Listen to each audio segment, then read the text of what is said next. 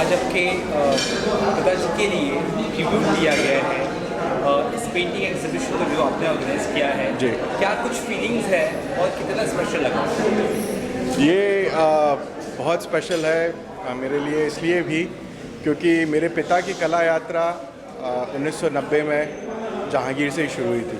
उनका सबसे पहला शो 1990 में जहांगीर के ऑडिटोरियम हॉल में लगा था, और अब जब वो कोविड में चले गए 2021 में, तो मुझे लगा कि एक उनका फाइनल शो यहाँ करना चाहिए, ताकि ये कि वो यात्रा पूरी होकर उस मुकाम पे आ सके जहाँ से वो शुरू हुई थी। लेकिन नॉर्मली एक लाइव पर्सन को ज़्यादा गैलरी में मिलता है मौका प्रदर्शित करने का, लेकिन जो लाइव नहीं है, माफ़ करना, लेकिन उन्हें नहीं मिलता है। हाँ, आपको भी पता होगा वो कितना मुश्किल रास्ता है, कैसे पॉसिबल है? तो वो ऐसे हुआ कि जैसा मैंने कहा 1990 में 1990 में उनका पहला शो था, और उसके बाद उन्होंने करीब 15 शो यहाँ किए, तो एक पहचान बनी उनकी।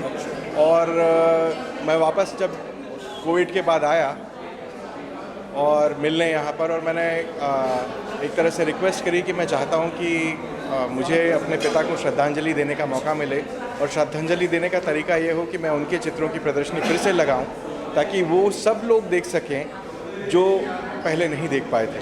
जो वाटर कलर का काम है उनका, मैं यहाँ करीब 10 साल बाद वापस लेके आया हूँ। 10 साल पहले उन्होंने दिखाना सब बंद कर दिया था, और सिर्फ जो एक्रिलिक का काम है, जो बड़े पेंटिंग है, वही थे। छोटे पेंटिंग सिर्फ घर में रखे रहते थे। तो कितना कुछ अलग फील होता है, क्योंकि ऑफकोर्स आप बहुत ही करीब है, उन्हें जानते हैं। एक कितना इमोशनल टच आज फील हो रहा है अंदर से, क्या कुछ भावनाएं आपकी कुछ अगर व्यक्त कर सके? हाँ, उनके बारे में बता सके सर। बिल्कुल, भावनाओं का तो यह है कि अब बड़ी मुश्किल से अपने आप को नियंत्रित करके रखा है, क्योंकि जब हुआ था 1990 में, तब मैं 10 साल का था, तो बचपन की यादें भी हैं। पापा, फिर वो पिता पुत्र वाला बच्चे का जो होता है कि पापा ये क्या, पापा वो क्या। लेकिन अब एक अलग वो है, अब सब पीछे जाकर लौटकर याद करना है, और अब पिता नहीं है, तो पेंटिंग का भी वैसे ही है, लेकिन अब पिता नहीं है, तो वो सारा तो खैर है ही। और बहुत ही इमोशनल वो है, मतलब बहुत मुश्किल हो रही है, सही कहूँ तो मैं अपनी भावनाओं को उतनी तरह से नियंत्रण रखने में। जी, आपको भी याद है कितनी पेंटिंग्स उनकी यहाँ पर प्रदर्शित की गई है, और कब तक एग्जीबिशन चलने वाला है, बता सकें दर्शक? जो बड़ी पेंटिंग्स हैं वो करीब 30 पेंटिंग हैं, और 16 पेंटिंग छोटी हैं, वाटर कलर की हैं, और मैं कुछ काम और लेके आया हूँ जो बीच प्रदर्शनी में मैं बदल दूंगा, ताकि लोगों को अलग अलग देखने को मिले। और ये प्रदर्शनी 15 मई तक चलेगी। क्या मैसेज देना चाहते हैं दर्शकों को, या आपके अंदर कुछ भावना अगर व्यक्त करना चाहे आप जाते जाते?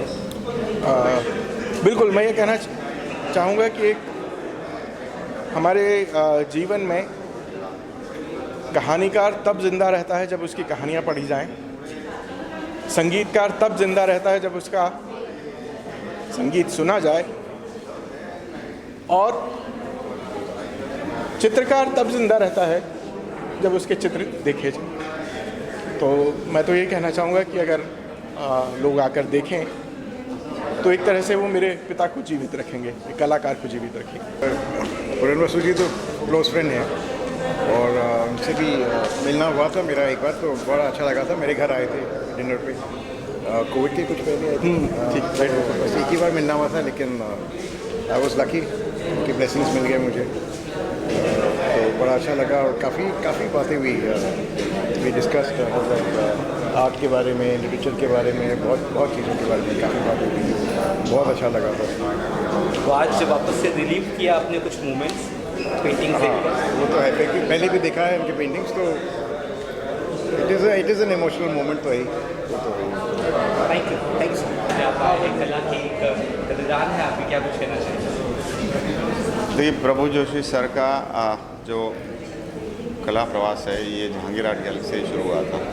उनका पहला शो, जैसा पुनर्वसन ने कहा, कि जहांगीर आर्ट गैलरी के ऑडिटोरियम हॉल में हुआ था, और इनका ये 35 साल का जो कला प्रवास है बड़ा, जिसमें उन्होंने अलग अलग पेंटिंग्स की, और पूरे भारत में अलग अलग कला, गिरगांव में एग्जीबिशंस किया, आर्ट गैलरीज में एग्जीबिशंस किया। वो अपनी एक पर्टिकुलर टाइप की कला के लिए वो जाने जाते थे। प्रभु जोशी सर का नाम एक अलग तरीके की जो लैंडस्केप है, जो लैंडस्केप जिसमें आपको ह्यूमन फिगर नहीं दिखेगी, बजाय उसके आप अगर कुछ यूरोपियन पेंटिंग देखेंगे जिसमें ह्यूमन फिगर नहीं दिखती है, लेकिन वो ह्यूमन फिगर नहीं है, इसलिए वो पेंटिंग थोड़ी सी नीरस नज़र आती है, लाइव नहीं है। बट आप प्रभु जोशी सर की पेंटिंग देखिए, उसमें ह्यूमन फिगर नहीं है, फिर भी वो पेंटिंग में एक अलग से जीवन है, वो लाइफ ही उसके थ्रू पेंट करते हैं। और कुछ पेंटिंग में उन्होंने अगर ह्यूमन फिगर नहीं भी है तो कुछ में पंछी है, कबूतर है, ऐसे एक प्रतीक उन्होंने लिए है जिससे एक प्रतीकात्मक भाष्य उसमें से आता है। ये लैंडस्केप तो ही है, बट उसमें से और उनकी कुछ पेंटिंग है जिसमें एक अनोखी थोड़ी सी एक छटा होती है, जिसे कह सकते हैं आप जो डार्क टोन है, थोड़ा डार्क टोन है, और वो डार्क टोन से जो डेप्थ उभर के आती है वो बिल्कुल अलग से। ये जो प्रयोग है ये बहुत कम चित्रकारों ने ये करने की कोशिश की है। तो प्रभु जोशी सर तो अपने आप में एक नाम है, और पुनर्वसु अपने पिताजी को इतने साल बाद अभी उनका कोविड में देहांत हो गया, तो ये इनके लिए ट्रिब्यूट दे रहे हैं जहांगीर आर्ट गैलरी को यहाँ पे शो करना एक अपने आप में बड़ी चीज़ है। तो पुनर्वसु का भी जितना भी प्रेज किया जाए कम है। ये बहुत से कम ऐसे पुत्र होते हैं जो अपने पिता के लिए इस लेवल तक आगे भी काम करना चाहते हैं। वो चाहते हैं कि प्रभु सर का नाम कला क्षेत्र में तो है ही, जो लोगों के दिल में है वो ऐसा ही रहे, ये कंटिन्यूटी शुरू रहे। So this is amazing show, and it will be very courageous on my part to talk about Prabhu Joshi sir's paintings. These landscapes are unique in itself. Anybody can say it resembles to Chinese painting, this, that, nothing. It has a typical Prabhu Joshi sir stamp on it, and you won't find this kind of stamp anywhere because he has created his unique style. And the interesting thing is very few paintings are kept here for the sale. Most of the paintings to Punarvasu don't want to sell.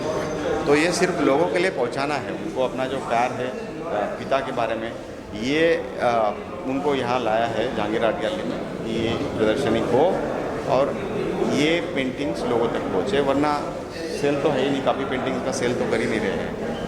तो मैं उनको बहुत बहुत बधाई दूंगा, और अपने पिता के प्रति जो उन्होंने यहाँ पे श्रद्धांजलि अनोखी दी है उसके लिए वो बधाई के पात्र है। उन दोस्तों का अपने फिर से एक बार बहुत बहुत धन्यवाद करूँगा कि मुझे यहाँ इस काबिल समझा कि बुलाए, और थैंक यू वेरी मच।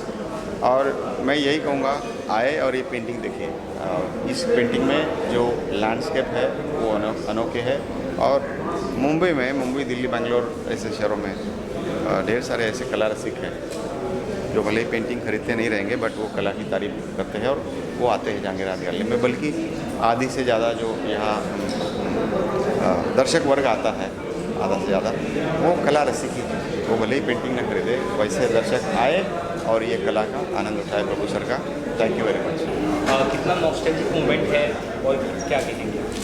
प्रभु जोशी के काम को अगर आप हर वर्ष भी देखें तो वो एक नई प्रतीति देता है। जिन कलाओं की दुनिया में जिस तरह की चीज़ें उन्होंने अभिव्यक्त की हैं, उनमें इतनी परतें हैं, उसमें इतना कुछ अनकहा है कि एक कला का जो चरम पल होते हैं उनको आप महसूस कर सकते हैं। मैं प्रभु भाई के साथ करीब 25-30 वर्षों से लगातार उनसे जुड़ा भी रहा और उनके काम से भी वाकिफ़ रहा, और हर बार मुझे एक सुखद आश्चर्य और एक चमत्कार सा लगता है कि किस तरह की चीज़ें वो अपने लिए और हमारे लिए आविष्कृत करते हैं। ये कोई बहुत सामान्य चित्रकारी नहीं है। ये हमारा दुर्भाग्य है कि उस तरह की शोहरत इस तरह की चित्रकला को उनके जल रंगों को नहीं मिली जिस तरह से होना चाहिए। लेकिन जो उस दुनिया से वाकिफ़ हैं कि जल रंग क्या होता है और क्या वो करिश्मा कर चुके हैं, उनको तो पता है। लेकिन जैसे मैं कहूँगा कि जो आम जन है उसको शायद भी उसकी इतनी भी समझ नहीं होगी।